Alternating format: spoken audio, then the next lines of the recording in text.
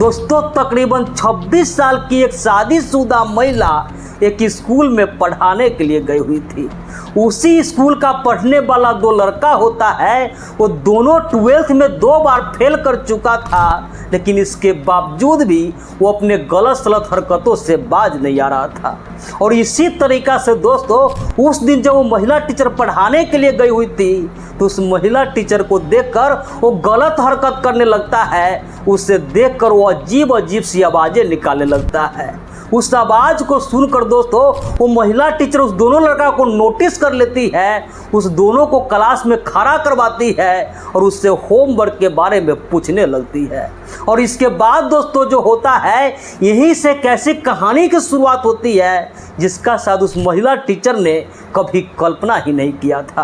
वाकई में दोस्तों आज की जो घटना है, जब आप भी इस पूरे घटना की कहानी सुनेंगे तो सोचने पे मजबूर हो जाएंगे कि आखिरकार आजकल के इस तरीके के विद्यार्थी से किसी भी महिला टीचर को सतर्क रहने की कितना ज़्यादा ज़रूरत है।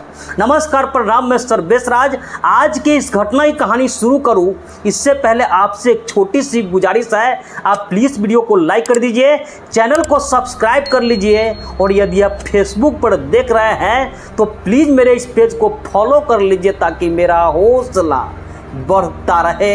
तो दोस्तों आज आपको जिस घटना की कहानी सुनाने जा रहा हूँ, दरअसल घटना है हरियाणा प्रदेश का एक ज़िला है फरीदाबाद, और इसी फरीदाबाद का एक कॉलोनी है दयानंद सरस्वती कॉलोनी। और इसी कॉलोनी की रहने वाली एक महिला होती है जिसका नाम दोस्तों होता है एकता देवी। और दोस्तों जो एकता देवी होती है उसकी उम्र तकरीबन 26 साल के आसपास होती है। दोस्तों जो महिला होती है उसका पति होता है, उसका नाम रघु होता है, और उसका पति दोस्तों एक प्राइवेट कंपनी में नौकरी किया करता था और उससे जो पैसा आता था उसी पैसा से वो अपना और उसकी जो पत्नी होती है उसके ज़रूरतों को पूरा करता था। लेकिन दोस्तों जो भी पैसा कमाता था वो सारे पैसा उस दोनों में खर्च हो जाता था। उस पैसा से दोस्तों वो अपना सेविंग नहीं कर पा रहा था। और फिर दोस्तों उसकी जो पत्नी होती है वो एकता देवी होती है, अपने पति को कहती है कि आप इस नौकरी से जो भी पैसा कमाते हैं हम दोनों को खर्च तो चल जाता है लेकिन हम लोग सेविंग नहीं कर पाते हैं, इसलिए अच्छा यही होगा कि आप इस नौकरी को छोड़ दीजिए, कोई और नौकरी कीजिए ताकि उसमें ज़्यादा पैसा आए, हम लोग अपना खर्च भी कर सके और उसमें से पैसा को बचा भी सके। लेकिन दोस्तों उसका जो पति होता है वो रघु होता है, अपने उस पत्नी को कहता है कि तुम ही बताओ ऐसा हम कौन सा काम करें जिस काम में हम ज़्यादा पैसा कमा सके, उससे अपना खर्चा भी चलाएं और साथ ही साथ हम सेविंग भी कर सके। इस पर दोस्तों उसकी जो पत्नी होती है, जो एकता होती है, अपने पति को कहती है कि क्यों नहीं आप पशु व्यापारी का धंधा करते हैं, पशु व्यापारी में अच्छा खासा मुनाफा है, आप पशु को खरीदिए और उससे मुनाफा पर बेच दीजिए। उसका जो पति होता है उसे अपने पत्नी का स्वभाव अच्छा लगता है और इसके बाद दोस्तों वो दोनों पति पत्नी बैंक जाते हैं और वहाँ से 3 लाख रुपए लोन लेता है। और लोन लेकर दोस्तों उस व्यापारी को शुरू करता है और उस पशु का खरीद बिक्री में दोस्तों सप्ताह में तकरीबन 5 से 10 हज़ार रुपया उसका जो पति होता है वो कमा लेता था। और उस पैसा से दोस्तों वो अपना खर्च वगैरह भी चलाता था और साथ ही साथ उससे जो पैसा बचता था उससे वो सेविंग भी करता था।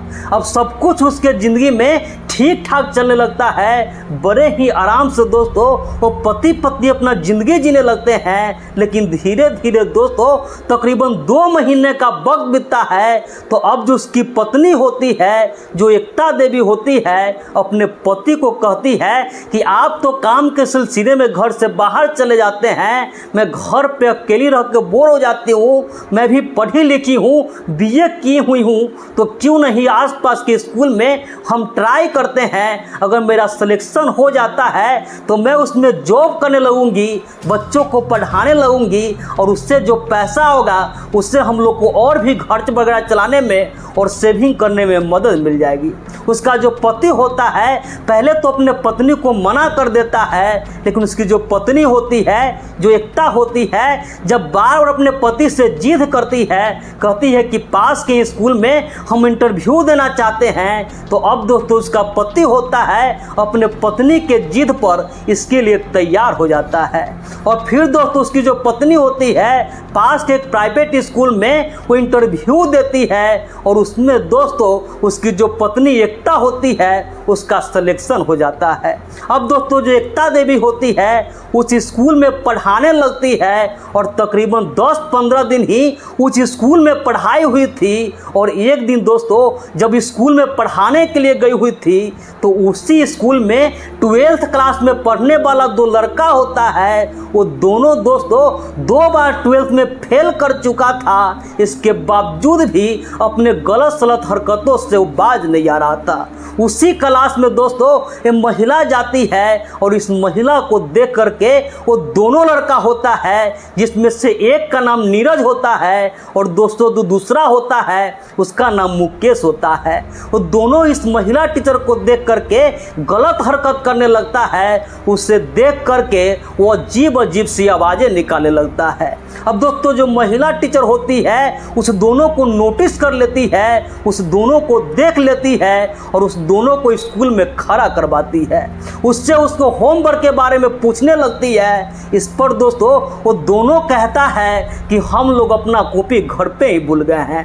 फिर दोस्तों वो महिला टीचर होती है उसे एक एक डंडा लगाती है, उसे पनिशमेंट करती है, उसे सजा देती है। और इसी से दोस्तों वो जो दोनों लड़का होता है उससे बहुत बुरा लगता है कि पूरे स्टूडेंट के सामने मैडम उसकी बेइज्जती कर दी है। और इसी से दोस्तों वो दोनों मिलकर के एक षड्यंत्र रचने लगता है, और उस षड्यंत्र के तहत जैसे ही तकरीबन 1 सप्ताह का वक्त बीतता है, वो जो नीरज होता है और जो मुकेश होता है दोनों अपने घर वाले से बातचीत करता है। कहता है कि मेरे स्कूल में एक मैडम आई हुई है, वो बहुत अच्छा से पढ़ाती है, हम लोग चाहते हैं कि वो मैडम मेरे घर पे आके हम दोनों का ट्यूशन दे। अब दोस्तों उसके घर वाले होते हैं उस दोनों लड़का का बात मान लेते हैं और उस टीचर से बातचीत करने का फैसला लेते हैं।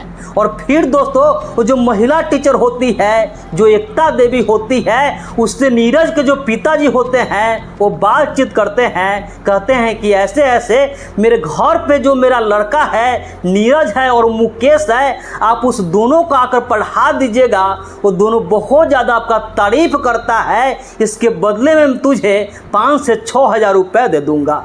अब दोस्तों जो महिला टीचर होती है उससे भी पैसे की लोभ आ जाती है, और वो महिला टीचर उस दोनों को घर पे जा कर के होम ट्यूशन देने के लिए रेडी हो जाती है।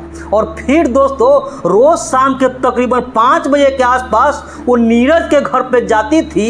वहीं पे कमरा होता है, उसी कमरा में उस नीरज को और उस मुकेश को पढ़ाने लगती है।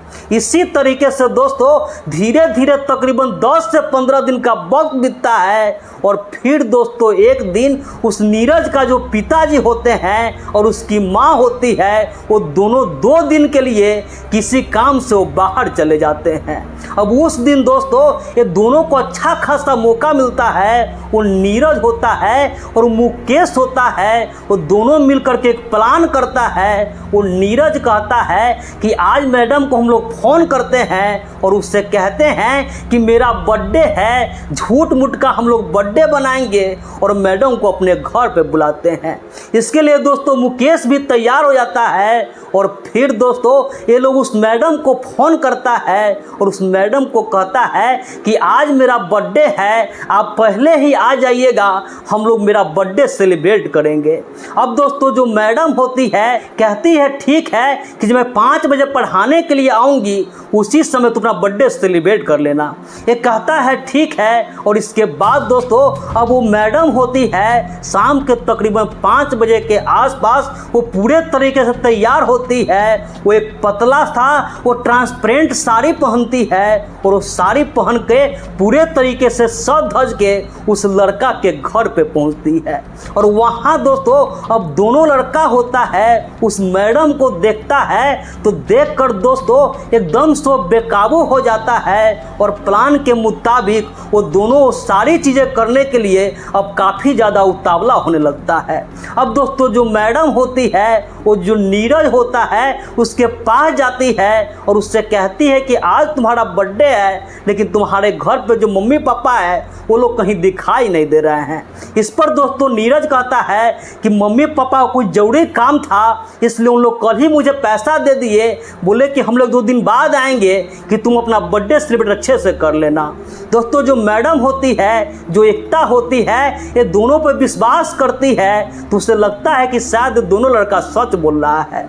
और फिर दोस्तों वहाँ पे बर्थडे वगैरह सेलिब्रेट किया जाता है। वो केक लेकर आया था, कोल्ड ड्रिंक्स लेकर आया था तो वहाँ पे केक वगैरह कटता है और जो कोल्ड ड्रिंक्स होता है उस मैडम को पीने के लिए दी जाती है। और जैसे ही मैडम उस कोल्ड ड्रिंक्स को पीता है एकदम से उसे चक्कर आने लगता है और देखते ही देखते दोस्तों वहाँ पे वो गिर जाती है। दरअसल कोल्ड ड्रिंक्स में दोस्तों ये दोनों ने कुछ मिला कर रखा हुआ था और इसके बाद दोस्तों अब जो मैडम होती है उसे दोनों उठा करके एक दूसरे कमरे में ले जाता है और उस कमरा में दोस्तों ये दोनों जब तक उसके साथ गलत काम करता है जब तक इस दोनों को मन नहीं भर जाए, जब तक ये दोनों पूरे तरीके से संतुष्ट नहीं हो जाए। और दोस्तों जो नीरज होता है जब ये सारी चीज़ें कर रहा होता है तो उसका जो दोस्त होता है वो मुकेश होता है उस सारी चीज़ों का वीडियो बना लेता है, कुछ आपत्तिजनक उस दोनों का फोटो वगैरह खींच लेता है। और इसी तरीके से दोस्तों तकरीबन 3 घंटे तक ये सब चलता है।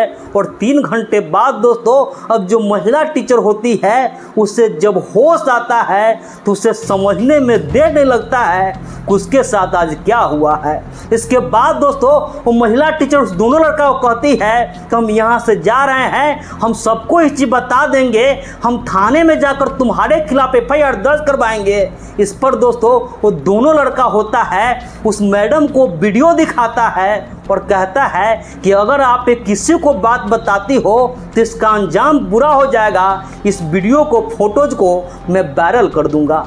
अब दोस्तों जो महिला टीचर होती है वो चुप हो जाती है, वो अपने घर पे जाती है और उसका जो पति होता है जब उसका पति पूछता है कि तुम्हें आने में बहुत ज़्यादा देर हो गई तो महिला टीचर कहती है कि हाँ मैं उससे पढ़ा करके अपने सहेली के घर पे चली गई थी इसीलिए थोड़ा सा लेट हो गई है। वो महिला टीचर दोस्तों अपने पति को भी कुछ भी नहीं बताती है। और इसी तरीक़ा से अब जब अगले दिन होता है तो महिला टीचर उस दोनों को पढ़ाने के लिए नहीं जाती है। और फिर दोस्तों वो जो नीरज होता है वो मुकेश होता है इस महिला टीचर को फ़ोन करता है और कहता है कि आप हमें पढ़ाने के लिए आ जाइए, अगर आप नहीं आते हैं तो जो वीडियो है और जो आपका फोटोज है इसे हम लोग वायरल कर देंगे। अब महिला टीचर दोस्तों मजबूर थी, कहती है ठीक है। और उस दिन तकरीबन 6 बजे के आसपास उस दोनों को यहाँ फिर से जाती है और वहाँ पे दोस्तों उस दिन भी ये दोनों कमरे का दरवाज़ा बंद करता है और उस सारी चीज़ें करता है जो एक दिन पहले हुआ था। अब इसके बाद दोस्तों 2 दिन तक उसके पापा मम्मी थे, जब तक उस घर पे नहीं आते हैं ये सारी चीज़ें चलता है। लेकिन 2 दिन बाद दोस्तों जब उसके पापा मम्मी आ जाते हैं तब दोनों था उस मैडम के साथ कुछ कर नहीं पा रहा था। और फिर दोस्तों अब दोनों मिलकर के प्लान करते हैं कि क्यों नहीं जो मैडम है इससे ही पैसा लिया जाए और उस पैसा से हम लोग होटल वगैरह बुक करके वहीं पे मैडम को बुलाएंगे। और फिर जो मैडम होती है उससे फ़ोन करता है और नीरज कहता है कि मुझे तुम 10,000 रुपया का इंतजाम करो, 10,000 रुपये दो, अगर पैसा तुम नहीं दोगी तो समझते हो कि इसका अंजाम क्या होगा, हम लोग आपके साथ क्या करेंगे। अब दोस्तों जो मैडम होती है वो इस दोनों के चंगुल में फंस चुकी थी, उसे 10,000 रुपये देती है। और फिर दोस्तों उस रुपये से उसी शहर में जा कर के ये दोनों एक होटल बुक करता है और उस दिन रात के तकरीबन 8 बजे के आसपास वो जो महिला टीचर होती है वो एकता देवी होती है, उससे वो दोनों फ़ोन करता है और कहता है कि ऐसे ऐसे हम लोग एक होटल लिए हुए हैं उस होटल में आ जाइए। अगर आप नहीं आते हैं तो फिर क्या होगा आप अच्छे से जानते हैं। अब महिला टीचर जो तो मजबूर थी, अपने पति को कहती है कि मेरे सहेली के घर पे एक पार्टी है, और अपने पति से झूठ बोल करके उस होटल में जाती है। और उस होटल में दोस्तों वो दोनों उसके साथ वही सारी चीज़ें फिर से करने लगता है।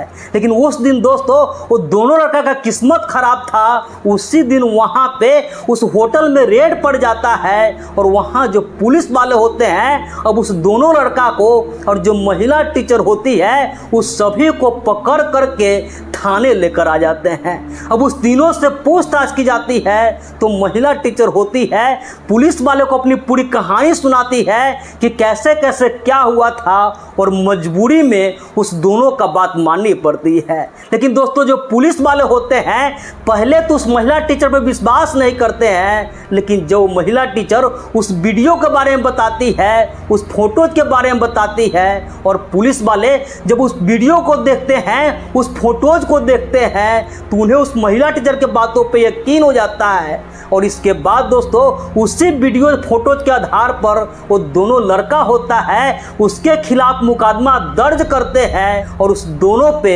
आगे की कार्रवाई की जाती है। तो दोस्तों ये पूरे कहानी हम किसी का मुँह जुबानी सुने हैं, इसलिए इसमें कितनी सत्यता है इसकी जिम्मेवारी तो हम नहीं ले सकते। लेकिन दोस्तों इस पूरे घटना पर और ऐसे ऐसे स्टूडेंट के लिए आप क्या कहना चाहेंगे कमेंट करके ज़रूर बताइएगा। तो इस पूरे घटनाक्रम सुनाने का उद्देश्य किसी के भी भावनाओं को आहत करना नहीं था, किसी का भी दिल दुखाना नहीं था, बस समाज में हो रही घटनाओं से केवल आपको जागरूक करना था, सतर्क करना था। तो मिलते हैं ऐसी किसी नेक्स्ट वीडियो में, जब तक के लिए जय हिंद, वंदे मातरम।